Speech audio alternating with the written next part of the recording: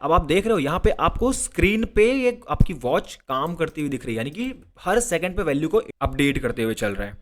Hey everyone, welcome to the day 9 on 15 days of JavaScript challenge. आज हम एक छोटा सा प्रोजेक्ट बनाने वाले हैं जहां पे हम टाइमर बनाएंगे जो कि हमें हर सेकंड पे अपनी वैल्यू को अपडेट कर रहा होगा, यानी कि एक रियल टाइम क्लॉक। ठीक है, किस तरह से क्रिएट करना है वो हम देखते हैं इस वीडियो में। हमने यहाँ पे एक डे 9 का फोल्डर क्रिएट कर लिया है जहां पे app.js और index.html फाइल है। जावास्क्रिप्ट को HTML में इंसर्ट कर दिया है, एक कंटेनर बनाया हुआ है टाइमर का, और उसके अंदर में एक हेडिंग दे रखी है टाइमर, और एक h3 टैग बना रखा है जहां पे हम आउटपुट को शो करेंगे, आईडी है क्लॉक। अब आते हैं अपने जावास्क्रिप्ट कोड पे जहां पे हम लिखने वाले होंगे इसकी फंक्शनैलिटी टाइम की। यहाँ पे सबसे पहले हम एक फंक्शन क्रिएट करते हैं।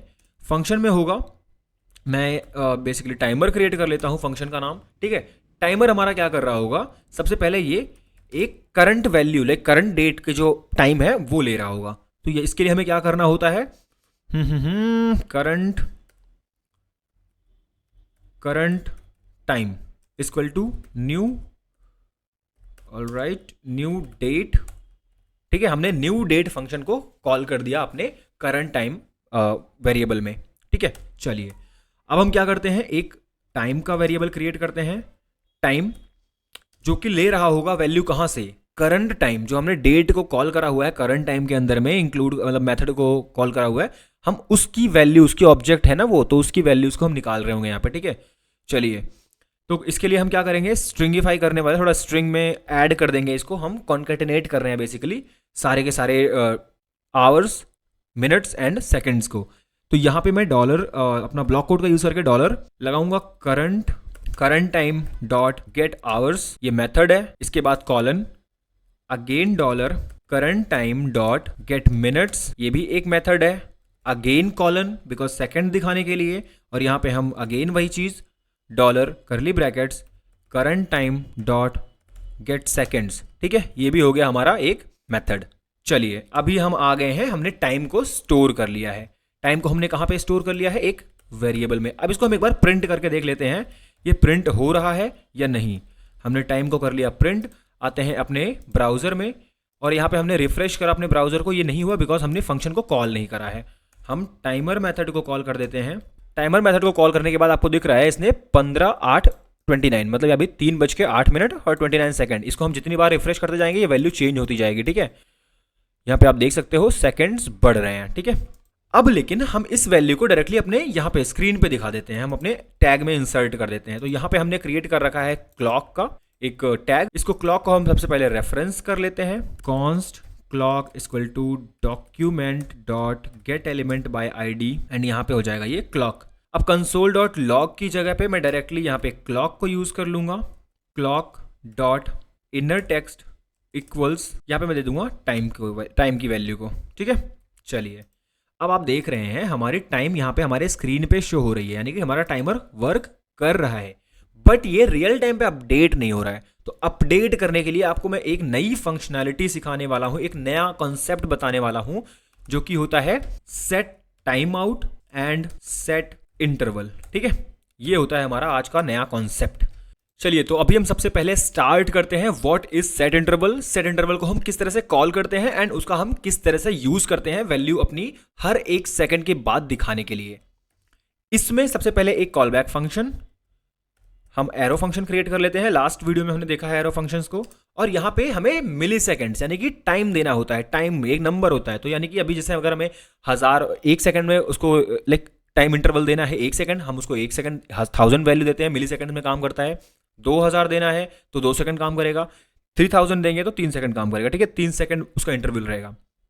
चलिए अभी के लिए हम इसको 1000 देते हैं, एंड 1000 के बाद जो हमारा कॉल बैक फंक्शन है, कॉल बैक फंक्शन यानी कि हमने जो अपना आइडिया इंप्लीमेंट करा हुआ है, हमने जो एक कॉन्सेप्ट लगाया हुआ है वही हमारा कॉल बैक है।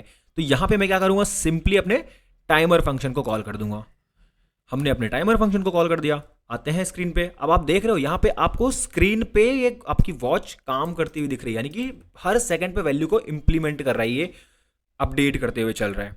ठीक है, चलिए जी अब आते हैं, देखते हैं सेट टाइम आउट क्या होता है। इसके साथ भी एक कॉल बैक फंक्शन लगता है एंड इसका भी एक इंटरवल होता है। तो अभी के लिए हम क्या करते हैं, 2 सेकंड का एक इंटरवल रखते हैं, और इसमें हम क्या कर देते हैं, सिंपली एक कंसोल डॉट लॉग कर लेते हैं, और यहाँ पे वैल्यू हम कर रहे हैं अपडेटिंग आफ्टर 2 सेकेंड्स। ठीक है, चलिए जी, आते हैं अपने ब्राउजर पे।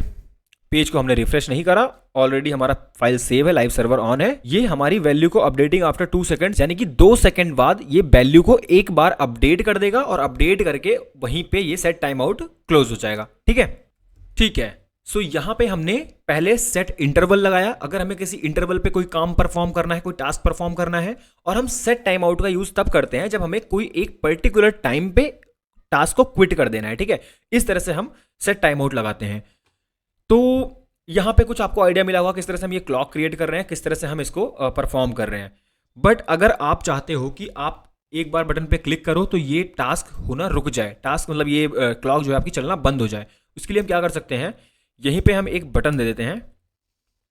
बटन को मैं अपने डिव टैग से बाहर देता हूं, बटन और BTN, इसका ID मैं दूंगा BTN स्टॉप।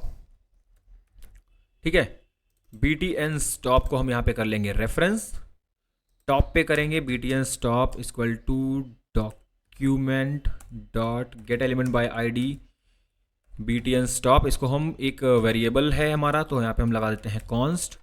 ठीक है, अब यहाँ पे हम क्या करते हैं, BTN stop dot add event listener, click event लगाना है हमें।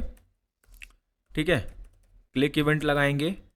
क्लिक इवेंट के साथ में हमारा एक कॉल बैक फंक्शन काम करता है। ठीक है, अब देखो कॉल बैक फंक्शन में हमें क्या करना है, जब वो बटन क्लिक हो तो हमें क्या करना है, एक टाइम आउट लगाना है यहाँ पे। ठीक है, हमें टाइम आउट लगाना है, लेकिन सेट इंटरवल जो है हमारा, ऐसे ही एक होता है हमारे पास क्लियर इंटरवल, इसी तरह से हमारे पास एक होता है क्लियर इंटरवल।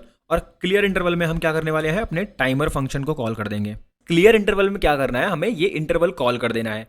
तो सबसे पहले हम क्या कर लेते हैं, इस इंटरवल को एक वेरिएबल में स्टोर करते हैं, इंटरवल इक्वल्स सेट इंटरवल।